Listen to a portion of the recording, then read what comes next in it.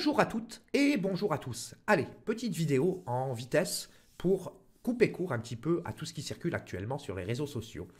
Vous le savez sans doute comme moi, vous l'avez lu sur les réseaux sociaux, dans la presse spécialisée, il semblerait à l'heure actuelle que pour les 70 ans anniversaire de la première édition du roman Casino Royale de Ian Fleming, les éditions américaines et britanniques de l'intégralité de l'œuvre de Fleming aient subi les coupes de certains censeurs dans l'esprit woke très en vogue actuellement.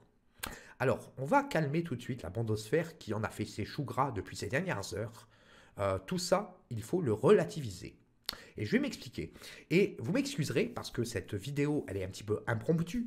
Elle est faite sans prompteur. Elle est faite dans les conditions du direct. Elle est vraiment très très spontanée. Le texte n'est pas écrit, rien n'est préparé. Donc, le point, c'est qu'actuellement, bon, la presse internationale, et en particulier la presse française et les médias français, ont parlé d'une réécriture globale de l'œuvre de Ian Fleming, qui, je vous le rappelle, a écrit 13 romans de mémoire de 1952 jusqu'à 1964, sachant que L'Homme au pistolet d'or, son dernier roman, est sorti à titre posthume à peu près 6 mois après sa mort. Voilà. Ian Fleming, c'était un homme de son époque. Il a vécu dans les années 20, 30, 40, etc.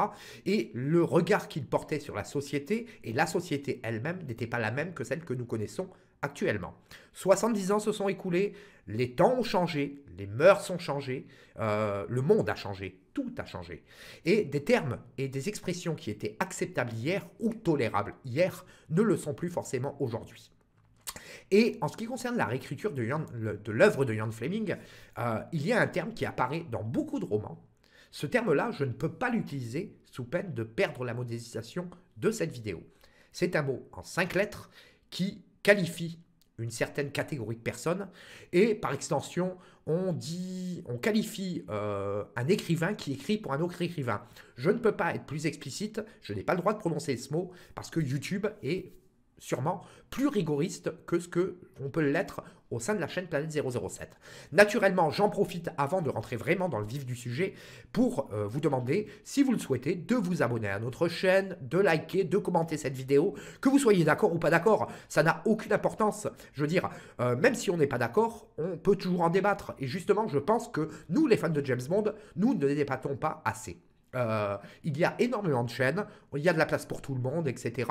Après, je veux dire, cette vidéo n'a pas vocation, et comme je l'ai dit lors de mes vœux, de faire le buzz pour faire le buzz. Ça ne nous intéresse pas. Vous, comme je l'ai dit, on ne parlera jamais de qui sera le prochain James Bond. Cela dit, je vous rappelle quand même à toute fin utile que mercredi prochain, ce mercredi, nous aurons un débat très factuel sur l'avenir de la saga bondienne. Donc je vous donne rendez-vous à partir de 20h, 20h30, dans 2 jours, pour qu'on puisse parler un petit peu de ce que sera l'avenir de James Bond. Cette vidéo-là n'ayant naturellement aucun rapport.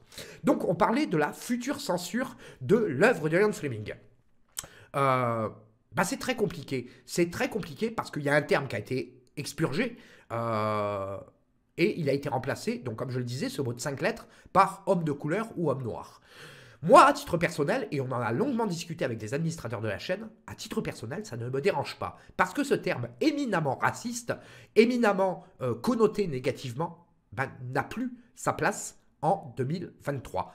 Il n'avait pas sa place non plus il y a 10 ans, il y a 20 ans ou il y a 30 ans. Malheureusement, c'était un terme qui était acceptable dans les années 50 ou les années 60. Bon, que l'œuvre soit réécrite de ce côté-là, ça ne me dérange pas. Mais entendons-nous bien, à titre personnel, je suis opposé à toute forme d'écriture d'une œuvre littéraire. Et je vais me permettre une petite digression. Je veux dire, dans les années 80, j'étais un adolescent qui était passionné de cinéma. J'étais abonné à un magazine qui s'appelait Vidéo 7 et qui avait lancé une pétition contre l'utilisation de ce qu'on appelait à l'époque le pam and scam, c'est-à-dire un recadrage des œuvres, quelles qu'elles soient, afin de correspondre à un écran de format 4/3, quasiment un carré. Alors que, comme chacun sait, les films sont souvent tournés en format large, appelé arbitrairement cinémascope, qui est en réalité un format 2,37. Les œuvres sont recadrées parce que la technologie ne permettait pas de faire autrement, parce que sinon ça réduisait trop l'image. Alors sinon on avait des grosses bandes noires, etc. Je veux dire, ce principe de recadrer une image ne correspondait pas tout simplement à ma vision du cinéma. Parce que je pensais, et je le pense toujours, qu'on tronquait la vision d'un réalisateur, la vision d'un directeur photo, etc. En l'occurrence, c'est exactement pareil pour un livre. On n'a pas le droit, qui qu'on soit, de modifier l'écriture d'un écrivain. Voilà, c'est comme ça. Comme on ne modifie pas le cadrage d'un réalisateur, d'un directeur photo, on ne modifie pas une œuvre quelle qu'elle soit. Après, on peut la faire évoluer à travers des traductions, etc. Là, en l'occurrence, pour la suppression d'un mot remplacé par une expression plus, on va dire, plus actuelle, plus dans l'air du temps, ben, moi, personnellement, ça ne me dérange pas. Après, je veux dire, l'œuvre de Fleming n'a pas été modifiée et on en a eu confirmation par la Ian Fleming Publication elle-même. En ce qui concerne les mœurs, la soi-disant culture du viol, le côté sexiste, misogyne, homophobe, à supposer qu'ils existent, n'ont pas été modifiés. Maintenant, il est vrai qu'un roman en particulier a été modifié. C'est le roman Vivre et c'est mourir, qui, comme chacun sait, enfin, chaque fan de Bond le sait, il est censé se situer une partie dans le quartier de New York à Harlem et l'autre partie dans les Antilles, avec le personnage de Monsieur Big, qui est un homme de couleur noire et dont les acolytes sont tous de couleur noire.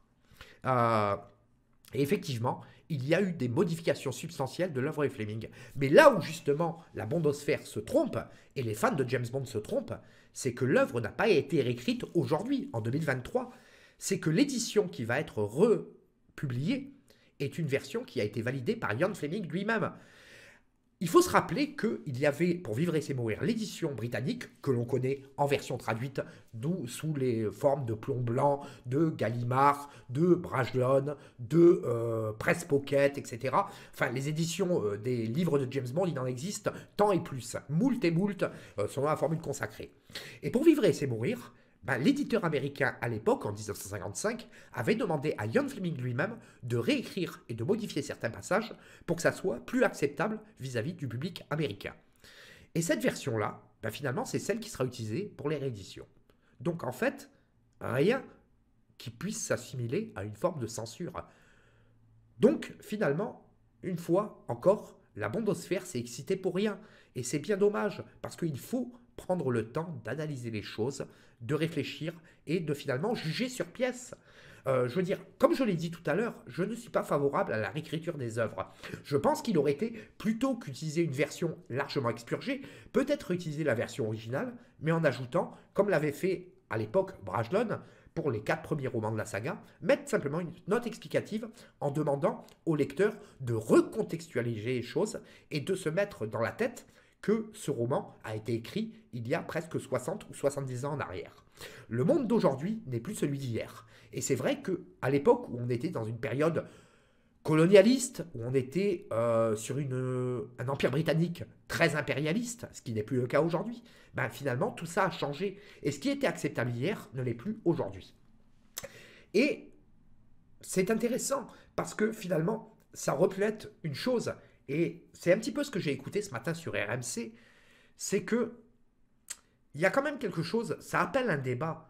Je veux dire, l'obligation aujourd'hui de modifier les œuvres et de les réadapter pour que le grand public puisse les accepter. Effectivement, peut-être qu'il y a sans doute une question de gros sous pour essayer de ratisser le public le plus large possible. Mais ça pose aussi un problème. Et peut-être aurons-nous l'occasion d'en faire un débat sur la chaîne quand tout ça sera un petit peu retombé, qu'on aura eu le temps de dédramatiser, de dépassionner ce débat-là. Je veux dire, ça pose peut-être la question de la jeune génération qui découvre aujourd'hui l'œuvre de Fleming. Si elle était présentée en l'état, in extenso, serait-elle capable de se remettre dans le contexte de l'époque? Les niveaux scolaires, au niveau géographie, au niveau histoire, tout simplement au niveau culture générale, ne le permettent peut-être plus.